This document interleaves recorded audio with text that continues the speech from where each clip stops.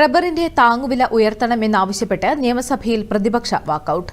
വിഷയമുന്നയിച്ച് Mons Joseph നൽകിയ അടിയന്തര പ്രമേയത്തിന് സ്പീക്കർ അനുമതി നിഷേധിച്ചതിനെ തുടർന്നാണ് പ്രതിപക്ഷം സഭയിൽ നിന്നും ഇറങ്ങിപ്പോയത്. റബ്ബറിന്റെ താങ്ങുവില 300 ഉയർത്തണമെന്ന് മോൻസ് ജോസഫ് ആവശ്യപ്പെട്ടു.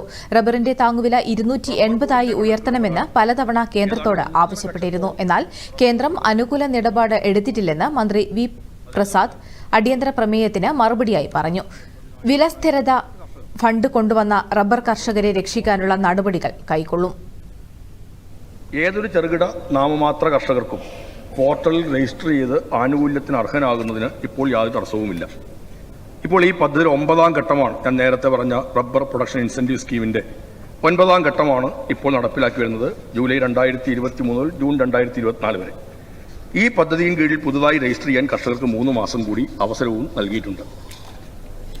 ഉൽപാദന ചെലവ് വർദ്ധിച്ച സാഹചര്യം കണക്കിലെടുത്തിട്ടാണ് 2021-22 സാമ്പത്തിക വർഷത്തെ ബജറ്റ് പ്രഖ്യാപന പ്രകാരം കിലോയ്ക്ക് 150 രൂപയുണ്ടായിരുന്ന താങ്ങുവില 2021 ഏപ്രിൽ മാസം 1 മുതൽ കിലോയ്ക്ക് 170 രൂപയായി വർദ്ധിപ്പിച്ചത്.